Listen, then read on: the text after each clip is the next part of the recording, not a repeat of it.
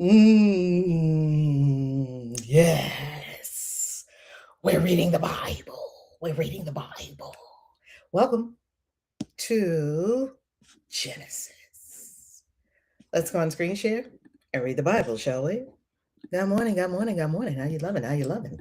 I am Reverend Valerie Love, also known as Kaisi, a divine midwife of soul destiny, Christian witch, and the author of 26 books on practical spirituality, writing book number 27 and beyond right now.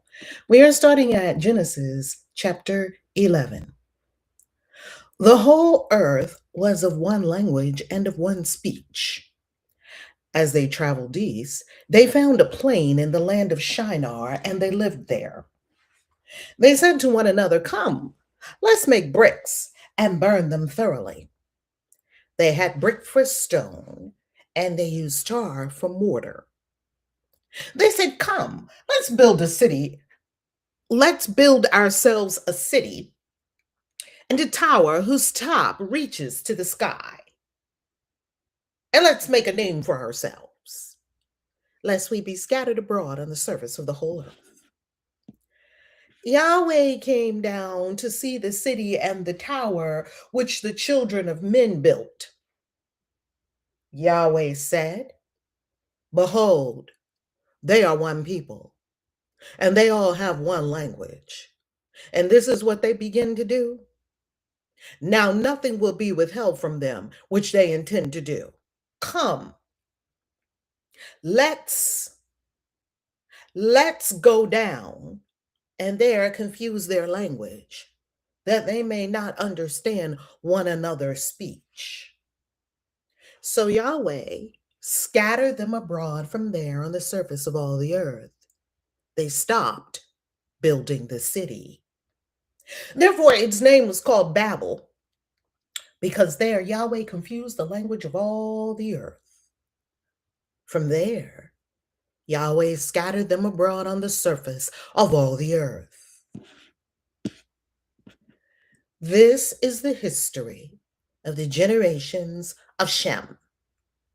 Shem was 100 years old when he became the father of Arpachshad, 2 years after the flood.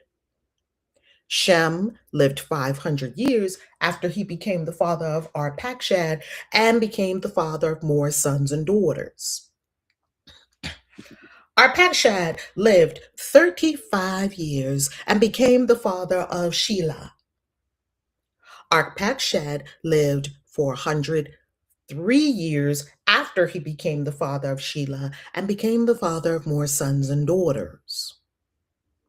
Shelah lived 30 years and became the father of Eber. Shelah lived 403 years after he became the father of Eber, and became the father of more sons and daughters. Eber lived 34 years and became the father of Peleg.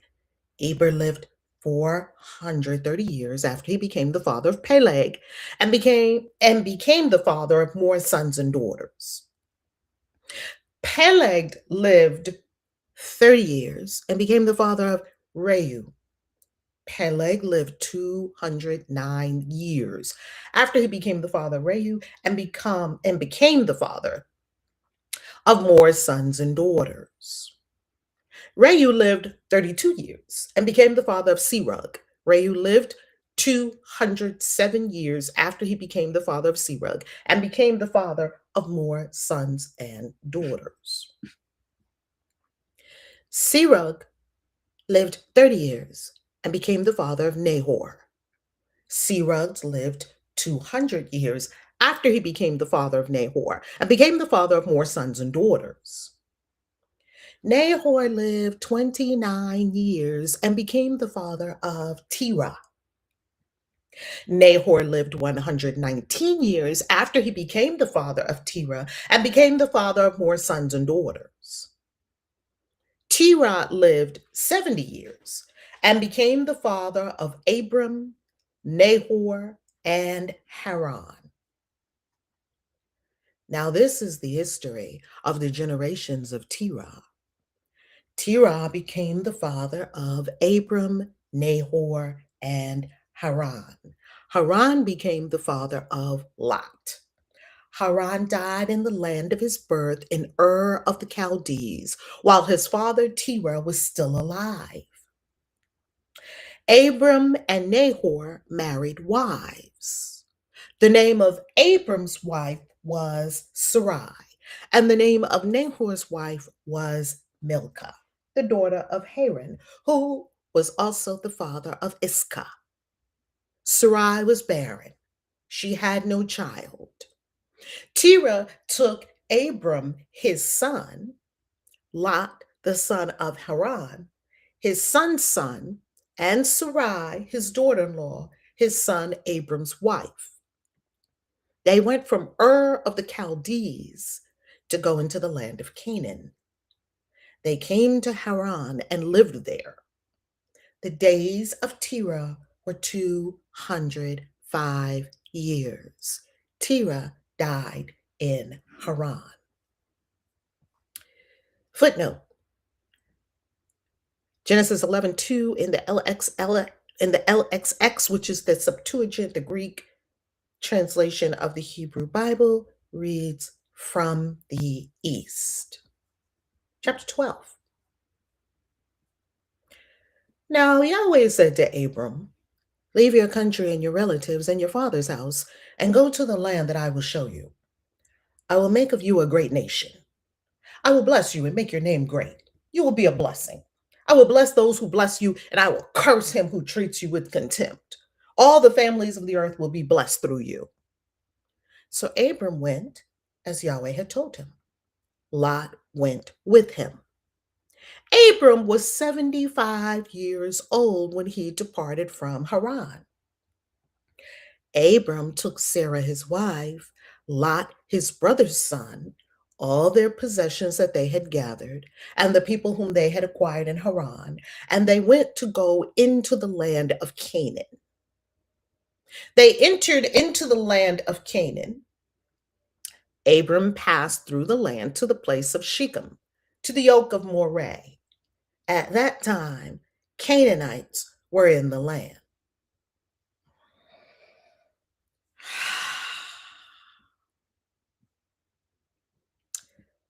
Yahweh appeared to Abram and said, "I will give this land to your offspring." He built an altar there to Yahweh, who had appeared to him. He left from there to go to the mountain on the east of Bethel and pitched his tent, having Bethel on the west and Ai on the east. There he built an altar to Yahweh and called on Yahweh's name. Abram traveled, still going on toward the south. There was a famine in the land. Abram went down into Egypt to live as a foreigner there, for the famine was severe in the land. When he had come near to Egypt, he said to Sarah his wife, "See now, I know that you are a beautiful woman to look at. It will happen that when the Egyptians see you, they will say, 'This is his wife.' They will kill me, but they will save you alive. Please say that you are my sister, that it may be well with me for your sake, and that my soul may live because of you." When Abram had come into Egypt, some Egyptians saw that the woman was very beautiful. The princes of Pharaoh saw her and praised her to Pharaoh, and the woman was taken into Pharaoh's house. He dealt well with Abram for her sake. He had sheep, cattle, male donkeys, male servants, female donkeys, and camels. Yahweh afflicted Pharaoh and his house with great plagues because of Sarai, Abram's wife. Pharaoh called Abram and said, "What is this that you have done to me? Why didn't you tell me that she was your wife? Why did you say, 'She is my sister,' so that I took her to be my wife? Now, therefore, see your wife, take her, and go your way." Pharaoh commanded men concerning him, and they escorted him away with his wife and all that he had. Footnote to Genesis 12:7, seed. Genesis 12:7 says offspring, and the word seed. Genesis chapter 13. Abram went up out of Egypt, he, his wife, all that he had, and Lot with him, into the south. Abram was very rich in livestock, in silver and in gold. He went on his journeys from the south as far as Bethel, to the place where his tent had been at the beginning, between Bethel and Ai, to the place of the altar which he had made there at the first. There Abram called on Yahweh's name. Remember that. Remember that line. Lot also, who went with Abram, had flocks, herds, and tents. The land was not able to bear them, that they might live together, for their possessions were so great, and they couldn't live together. There was strife between the herdsmen of Abram's livestock and the herdsmen of Lot's livestock. The Canaanites and the Perizzites lived in the land at that time. Abram said to Lot, "Please, let there be no strife between you and me, and between your herdsmen and my herdsmen, for we are relatives. Isn't the whole land before you? Please separate yourself from me. If you go to the left, then I will go to the right. Or if you go to the right hand, then I will go to the left." Lot lifted up his eyes and saw all the plain of Jordan, that it was well watered everywhere, before Yahweh destroyed Sodom and Gomorrah, like the garden of Yahweh, like the land of Egypt, as you go to Zoar. So Lot chose the plain of the Jordan for himself. Lot traveled east, and they separated themselves from one another. Abram lived in the land of Canaan, and Lot lived in the cities of the plain, and moved his tent as far as Sodom. Now, the men of Sodom were exceedingly wicked and sinners against Yahweh. Yahweh said to Abram, after Lot was separated from him, "Now lift up your eyes and look from the place where you are, northward and southward, eastward and westward, for I will give all the land which you see to you and to your offspring forever." This is exactly why they're fighting in the Middle East. "I will make your offspring as the dust of the earth, so that if a man can count the dust of the earth, then your offspring may also be counted. Arise, walk through the land in its length and in its width, for I will give it to you." Abram moved his tent and came and lived by the oaks of Mamre, which are in Hebron, and built an altar there to Yahweh.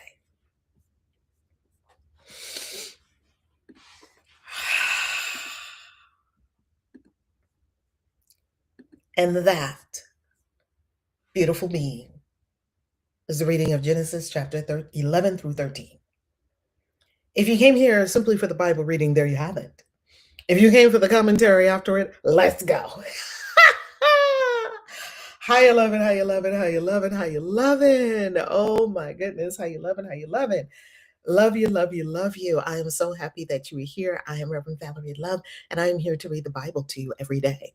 So just tune in every day and listen to the Bible and determine for yourself what the Bible is, whether you're an atheist or agnostic or Christian or Hindu or Islamic or a spiritual or a witch or a wizard or a magical being or whomever you may be. Listening to the reading of the Bible is a fascinating, fascinating endeavor, and you can determine for yourself what it means. Let's go to the commentary. Now, I want you to notice something. Do you notice that yesterday the Bible told us that there were different languages? Today, the Bible told us that everything was one language. Now, I want you to analyze Genesis. Look at Genesis chapter 1. Genesis chapter 1 and Genesis chapter 2 are different. There's no mention of Yahweh in Genesis chapter 1, only the Elohim. In Genesis chapter 2, there's a mention of Yahweh. When these words were originally written somewhere, they say, between 600 and 1000 BCE, when these words were originally written, when Genesis was originally written in ancient Hebrew, it did not have vowels. The vowels were added by the Masoretic Jewish people, the scholars, in 1000 CE, between 1000 and 1100. So just maybe about 1,000 years ago. So that meant that the Hebrew Bible went 2,000 years. Now they could read it, yet it went 2,000 years without vowels. It also did not have punctuation. If you could read it, you could read it and you understood what it said. So it was simply characters, actually, left, right to left, not left to right, right to left. Simply characters, characters, characters. No periods, no punctuation, no capital letters, no paragraphs, just lines of Hebrew letters. It is very important for us to understand the construction of the Hebrew Bible so that we can understand its development over time. I think people think the Bible popped out of God's mouth like we have it today and poof, here it is. Nope. The Bible is a developmental set of documents. It's a library, and it's humanity's library, and it's still being morphed today. The more we learn, the more manuscripts we find, like when the Dead Sea Scrolls were found, you can go back and you can find even more. Now, in addition to the Hebrew Bible having no punctuation, it's not like English. We have a period that signals stop. We have a comma that signals pause. We have a capital letter after the period. That means new sentence. We have a return with another batch of text. That means a paragraph. We have an end and then chapter one. That signals a whole new chapter. That's not how it was thousands of years ago. That developed. English didn't even exist back then. So we can't even talk about English at all. So let's go further into the nature of the Hebrew Bible. The Hebrew Bible also does not have any metaphysical concepts. This is very important to understand because people make the Bible so metaphysical and they make the Bible so spiritual. The original Hebrew text was not metaphysical. What does that mean? It didn't have any concepts of heaven and hell. It never had concepts of heaven and hell. People made that shit up. It never had concepts of heaven and hell. It has no concept of the afterlife. There's no such thing as an afterlife in the original Hebrew Bible. What do I mean by that? No comment of anyone having any kind of life after they had life here on earth. How do we know? Because the word that is used in Hebrew for where people go after they die is Sheol, Sheol, an ancient Hebrew word. It just means pit. Like, okay, you're dead. We toss you into a pit. Done. Later on, it came to kind of mean like a shadowy place where dead people are. Not a hell with a prince ruling over it, hanging people by their toes, hanging people by their genitals, hanging people by their hair. All the nonsense that came up when Dante was on the planet. None of that existed when this was written. That's all added on to the story later. The story just kept growing and morphing, and people just kept coming along and adding more wonderful concepts to it, and some not so wonderful concepts. And when I say wonderful, I don't mean wonderful as in good. I mean full of wonder, like, wow, full of wonder, not wonderful as in good. Because the Hebrew Bible had no vowels, no punctuation, no spiritual concepts such as afterlife, none of that. It is a very physical, very real set of texts, the Hebrew Bible. Now, when we go to the Anunnaki and we look at the Anunnaki story, let's look at a very important line in here stated by Yahweh. This is before Abram gets to Egypt. And I want to tell you a little bit about the nature of the people who wrote these words if you look at history, because the Bible is not written to be a history book. Though it does have some historical events in it and some historical people in it, it is not intended and it is not written as a book of history, like this happened and then this happened and then this happened. Even though people believe that the Bible is history, it is not. Because we have archaeology and we have inscriptions and we have temples and we have writings on temples that contradict the Bible, and we have physical evidence of the Bible. And you must look for evidence outside of the Bible to corroborate what is being stated in the Bible. You cannot just take the Bible and say, well, it says it's in the Bible, so it must be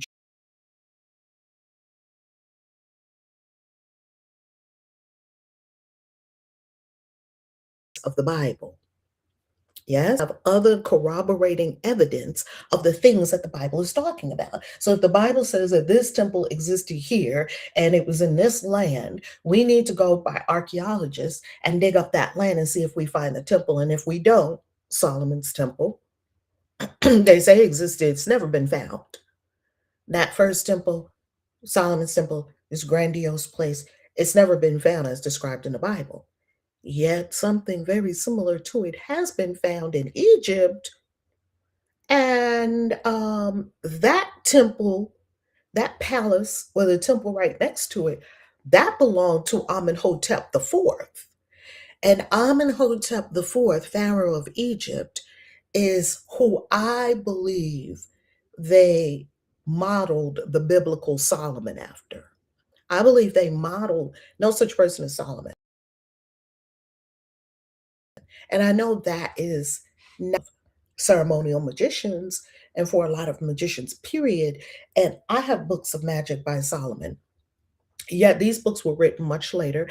And Solomon's lore is so profoundly fascinating that Solomon is spoken of in the Bible. Solomon is spoken of in the Quran. Solomon is like an incredible dude and could do incredible magic. And if you read the Testament of Solomon, it's mind blowing how he got hold of all the demons and he made them heal, and he had them doing his bidding, and he used the demons to help him build the temple. It's a fascinating book called The Testament of Solomon. Let me see if I can show it to you. Hold on. Hold on. Let me bring it, see if it's in my library. Easy reach. Hold on.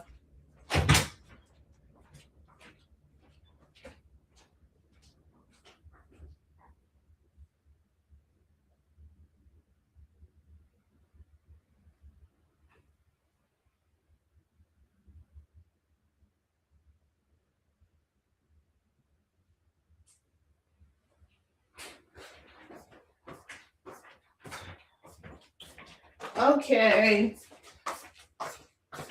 I think the Testament of Solomon may be tucked away somewhere in my storage. I did find the Key of Solomon, the Key of Solomon the King. And this is a magic book.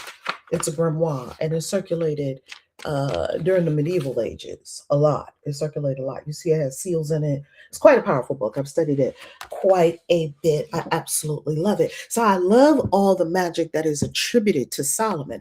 I do want to say, from a historical viewpoint, we don't know if a Solomon ever existed. And I also want to say that my magic and my work, I can still do Solomon workings. It doesn't matter to me whether Solomon was an actual person or not. The same thing with Jesus. It doesn't matter to me, even though most scholars do are on the side that Jesus did actually exist. I don't need Jesus to have existed in order for my spirituality. I don't need a physical historical Jesus. Same with Moses, same with David. I don't need these people to be historical and figurative, and or physical. Why? Here's why. Because for me, Christ consciousness is a universal principle of oneness with source. That's what Christ consciousness is for me. And if you are one with the source, right? If you are one with the one, you will do no harm to your neighbor. You will not go to war. You will not, you will live in such a way that your life will be peaceful. And you may say, oh, well, I got to defend myself because people might come and get me. Then I would offer that you read A Course in Miracles and study the lessons on defense and attack, that if you set up a defense, you must invite an attack. So all the war that you see right now, all the stuff that's going on down in Venezuela, all of the global events that are going on right now with China, Russia, BRICS situation as well. In BRICS is not a situation with regard to BRICS, with regard to Trump, with regard to Venezuela, all of South Africa, all of it, all of the Middle East, all of this is because of egoic structures in the human mind. That's why it is incumbent upon those of us who are those who meditate and who are spiritual seekers, and those of us who are on the path of oneness, stand for oneness, that our vibration must be more powerful than the vibration of the egoic fear structures and the warmongering and the can't let anything be in peace here on this planet. This has been going on for thousands of years, as you can see from when they were writing the Bible up until this very day. And what keeps that going? The egoic structures of fear, defense, and attack. That's all the ego does. It just keeps going round and round and round in circles. And most people are in egoic consciousness versus being in God, universal consciousness, that if I kill my neighbor, if I harm someone else, I'm harming myself. We're one. There's only one here. This one is the infinite source. This I did not get from books, even though I've read it. The realization of this came from meditation. That is where the realization of it comes. Now, you can read all the books you want. Reading books doesn't give you oneness consciousness. It does not. Meditation, going within, turning off the input of the five senses, turning off the mind. Do that every day, every day, every day, every day, every day, in the morning, throughout the day, and in the evening. And you will be in pure bliss, the pure bliss of being, the pure bliss of your very being, the pure bliss of the infinite source. So these people, presidents, emperors, whomever, they are in an egoic structure, egoic mind structures that keep them down here fighting. Very low vibration. Very low vibration keeps them down here just fighting, fighting, fighting. Okay? What we are to do, and I'm inviting everyone here to do this, is to raise your own vibration. Raise your own level of being. Raise your being. Meditate every day, morning and night. This is how we stop wars. We don't stop wars by protesting in the street. Did that stop wars? Hasn't stopped wars yet. Wars are still going. They have been going on this planet for thousands of years. Thousands of years. And we, the spiritual seekers, the spiritual truth tellers, the witches, the wizards, the coaches, the healers, the shamans, the mystics, it is our responsibility to bring the gurus, the sages, the monks, the yogis. It is us who brings the world into peace, into a higher vibration, high vibration, high vibration, high vibration.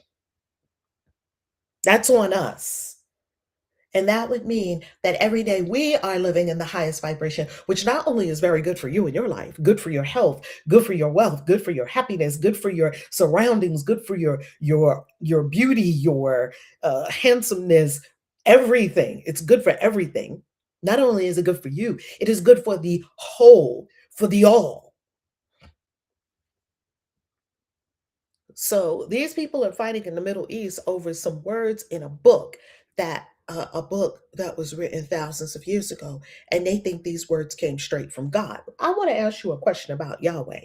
Let's go to the text. I want to ask you a question about Yahweh, and you tell me what you see in this Yahweh passage. You tell me what you see. I believe it's in chapter 11. Yahweh came down to see the city and the tower, which the children of men built. Came down. Came down from where? You mean the God of the entire universe left heaven and came? That's not how the Hebrew Bible reads. The Hebrew Bible doesn't read. I'll tell you how the Yahweh got there later on. The Hebrew Bible doesn't read, I just said metaphysically. You can look this up for yourself, talk with Bible scholars yourself. Then it says, come, let's go down. Yahweh came down to see the city and the tower. You mean he couldn't see it from heaven? I thought the infinite source, I thought the God of the Bible supposedly could see everything. But apparently he couldn't see this city. I don't know, was it too tiny for him to see from the sky? So he came down. You left heaven, you left all the angels. Who's in charge while you're down here examining this city? It doesn't fit the narrative that they gave you in church. It does fit the Anunnaki. It fits Anunnaki perfectly. He came down from wherever he was in a spaceship or in a satellite like we have, a space station like we have, and came down to see the city and the tower. Then he said, behold, who does this sound like he's talking to? Who's he talking to? It fits if he's talking to the Sky Council. It does not fit if he's the God of the universe. Behold, they are one people, one language. Now nothing will be held from them which they intend to do. Come, let's go down and confuse their language. Who's the let's? And if you're the God of the universe, why do you have to get people to come with you?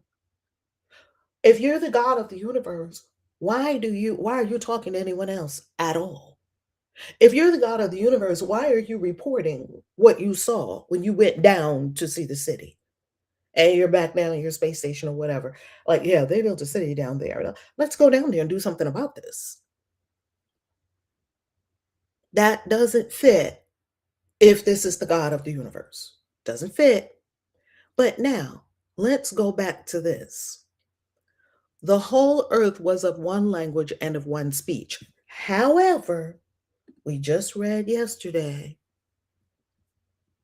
this in the very prior chapter. Of these were the islands of the nations divided in their lands, everyone after his language. Then it went down here and it said, according to their languages. It just said that all the people were speaking in different languages. Now, I am sure that if you are a Bible scholar, you have mashed this out 50 ways to Sunday, and you've put together the blocks that, oh, this was written about a time that was before then, and you have to put together the blocks. You have to put together the plot because it's not linear. If you're a church person and you're reading this and you don't have the benefit of biblical scholarship and you read that according to their languages and all these people are different, speaking all these different kinds of languages, and then you go to the next chapter and it says the whole earth was of one language and of one speech. That very much looks like a contradiction. I'll leave that with you. That very much looks like a contradiction. It just said all these people are speaking all these different languages. And then it says now the earth was of one language and one speech. Or maybe it skipped back to the part before the people were speaking different languages. What I'm saying is, if you read this in church, it is quite confusing. And there is something about this that does not tell you, tells me anyway, this is not a coherent story. This is a story that has been worked through, mishmashed, translated, retranslated, worked on, redacted. So let's talk about how Yahweh got in here, because Yahweh was not in here originally. How did reading with comprehension? Isn't that the truth, Carla? Isn't that the truth? Oh my God. And oh my God. Dia, how you love it? Reminds me of an old 80s sci-fi movie where the albino god came down from the spaceship to see the slaves work on the planet. That's it exactly. That's it exactly. What happened to you're not able to see God's face? Exactly, Empress. Exactly. All right, exactly, exactly. Um, I saw your reel about coming home to yourself. Thank you. I am doing it throughout the day. It is truly helpful in clearing the chatter in the mind. Don't you love it? I so love it. So love that. I am so happy. Thank you. Thank you for receiving. Thank you. All right, let's go further. Notice that the people who wrote this treatise, the book of Genesis, wrote it, as we said, somewhere between 600 and 1000 BCE. And then a couple of hundred years later, it was the first wrote it, okay, according to biblical scholarship. A couple of hundred years later, it was redacted. What does that mean? It was redacted, it was worked over. They redid Genesis through Leviticus. And they also say Genesis through Numbers, Genesis, Exodus, Leviticus, Numbers, Deuteronomy. Genesis through Numbers was reworked. And supposedly Deuteronomy was found magically in the temple with all these laws in it that the people had to do. Yet Bible scholars think, oh, they just wrote this right then. Or that's when they developed it and made it up during the exile. So, why would this group of people make up Genesis? Why would they write this down? Genesis through Deuteronomy.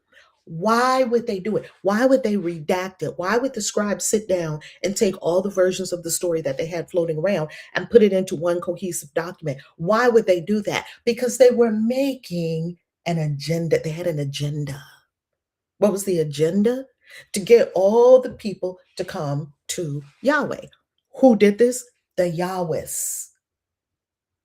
I'll put it in the chat. Yahwehs. H-A-W. This is what they were called. They were called the Yahwehs. And these Yahwehs, what were they about? Yahweh, Yahweh, Yahweh, Yahweh. Everything's Yahweh, everything's Yahweh, everything's Yahweh. You can see it in the Bible. We don't like you, Baal. And as you can see in the Bible, there were many gods. Baal, El, Shemosh, many gods in the Bible that people were worshiping. Who says Yahweh has to be the winner? They're all gods in the Bible. And all of these quote unquote gods were really Anunnaki beings. If you trace it all the way back, that's where the whole concept came from. These are really the Anunnaki. That's all it is. And you might say, well, the Anunnaki weren't on the planet when Yahweh was first spoken of. And the Anunnaki were not on the planet when Baal was spoken of, or El, or Shemosh, or any of these gods that you see in the Bible. Right. Remember, Israel came from the land of Canaan, and the Canaanites are their ancestors. They came from the land of Canaan in the Levant, and they would have been very much immersed in the stories of Sumer, Akkad, the Sumerian Empire, the Akkadian Empire, Babylonian Empire, and Assyrian Empire. They would have been drenched in that. They would have known all the stories. And of course, these stories of the gods carried on and on and on, and the gods' names changed. They morphed. And these are Anunnaki stories. And as the stories continue to be told and passed through generation after generation after generation, the things these gods could do morphed. These beings, sky became heaven. It morphed into a whole spiritual story when it was really an alien story all along. It was never a spiritual story. Is that shocking that Genesis was never a spiritual story? It was an alien story all along. That's why when I say, what is the Bible about? The Hebrew Bible is about alien contact, and the Greek Bible or the Old New Testament is about Roman rule.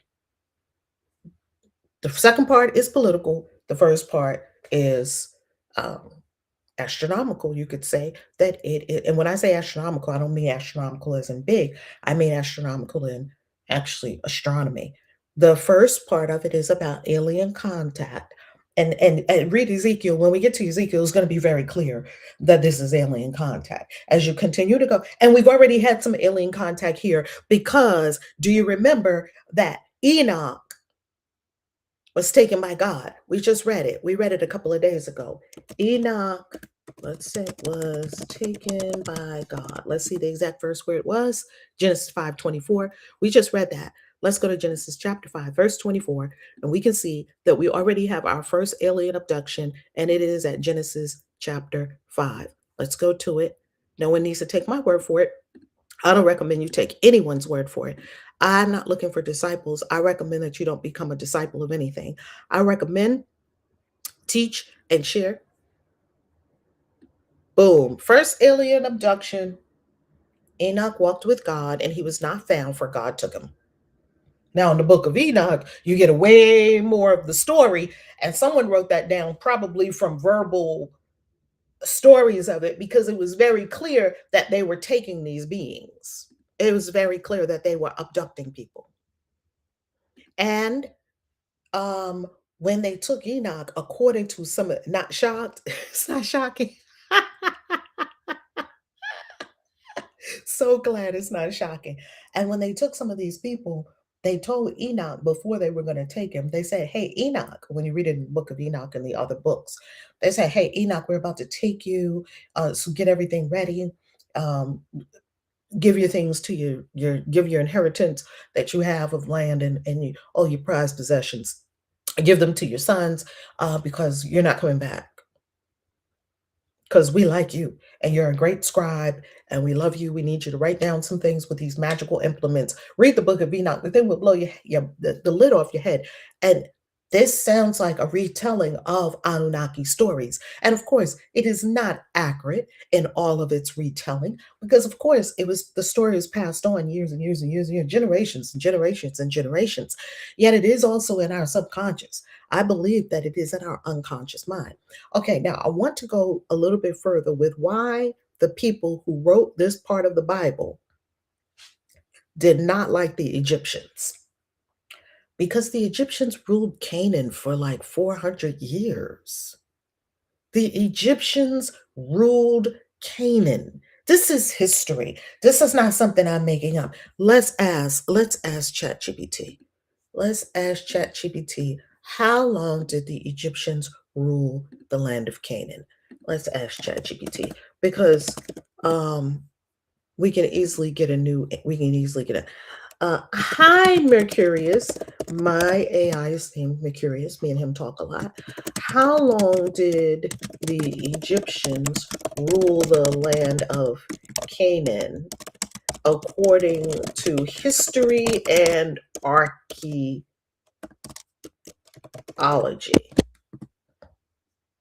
We're talking facts here. We're not talking conjecture. Okay? Egyptian dominance began in the 15th century BCE by Pharaoh Tutmosis III in 1479 to 1425. Egypt exerted political and military control over Canaanite city states. They had vassals, and they even have letters written from Canaan to call, I believe it's called the Amarna letters. We'll ask AI about this in a moment. Egypt ruled the land of Canaan, and Egypt had a vast empire, and of course, there were people there that did not like it. The end of Egyptian control came around 1130. So you're talking about from 1479 to 1130. That's 349 years, somewhere around there, 400 years. Evidence from excavations, destruction layers at Megiddo indicates the decline and end of effective Egyptian control in Canaan. Remember, the Israelites came from Canaan, put the puzzle pieces together. All right. Egypt's dominance in Canaan wasn't a continuous direct rule. It wasn't like Assyria or the later Roman Empire. But for roughly 3 centuries, the region was under Egyptian political and military influence.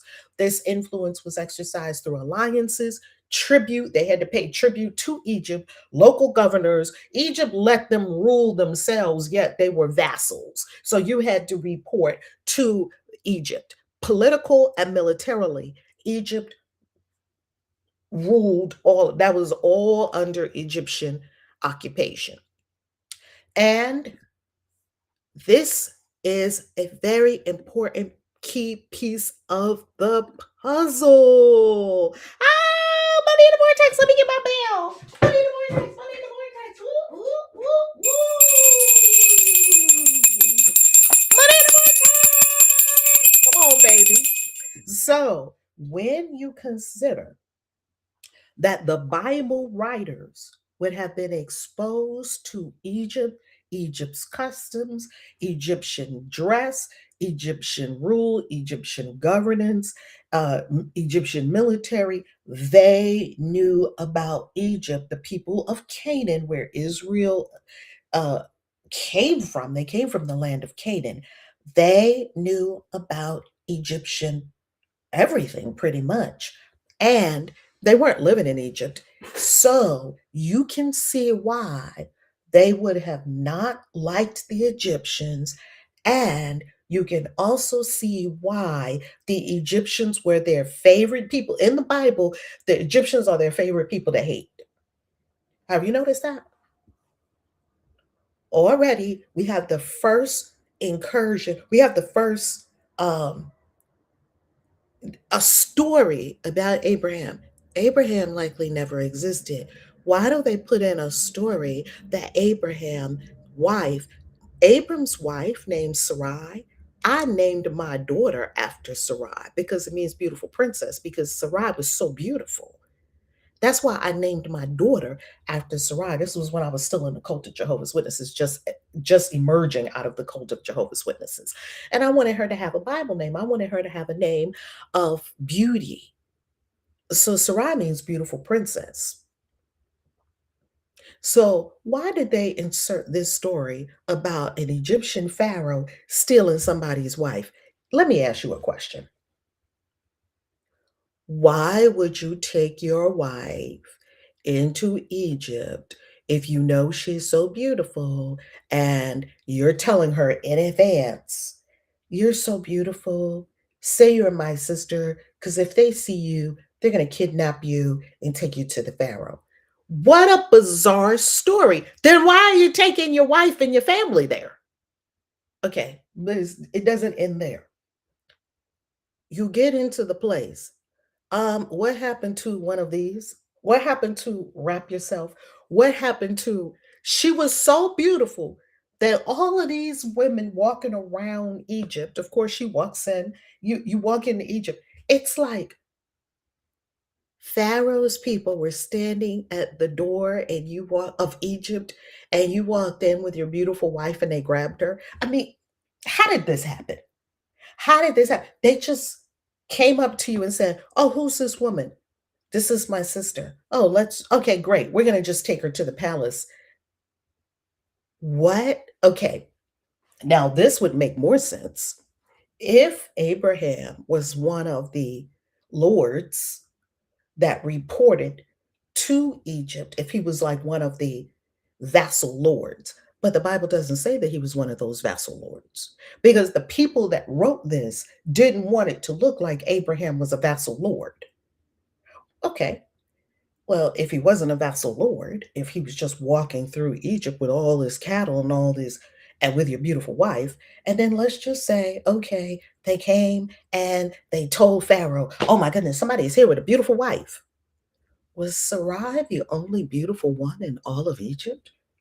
I mean, Pharaoh got a whole, he had a wife and he got concubines. Beautiful. These women are bathing in milk. They're eating all this delicious, luxurious things. You'll see when you come with us to Egypt. We're going to Egypt in September for the Magic and Manifestation Retreat. Ritual and retreat. Go to valerielove.com. It's right there on the front page.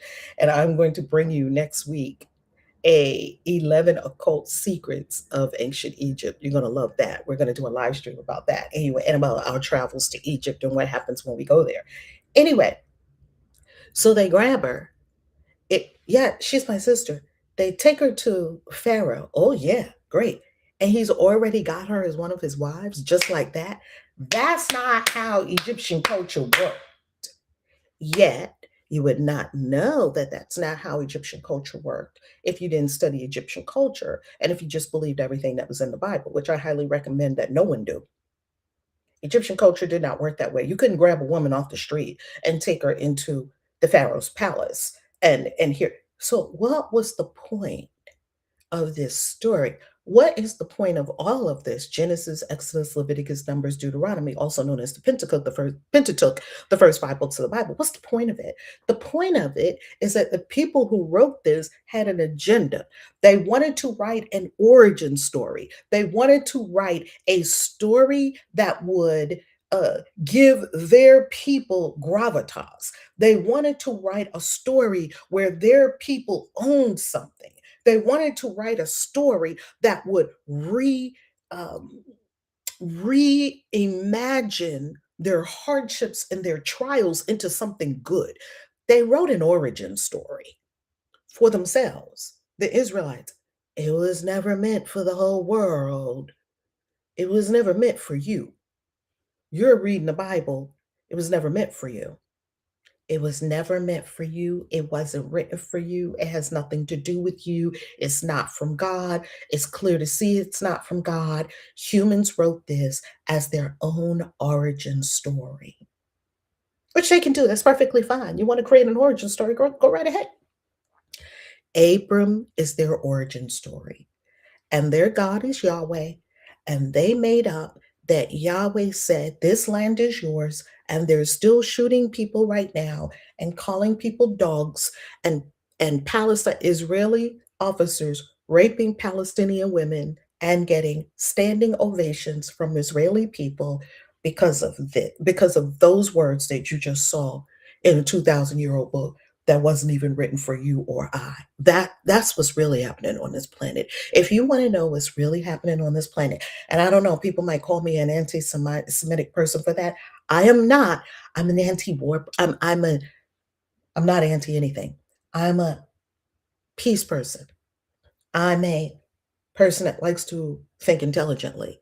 I'm a person who says there's plenty of land on this whole planet. Everybody can get along and everybody can live peacefully. I am for team humanity, not one group of humans over another group of humans, not Black people over white people, not white people over Black people, not Israeli people over Palestinian people, not Palestinian people over Israeli people, not American people over European people. I'm not with any of that.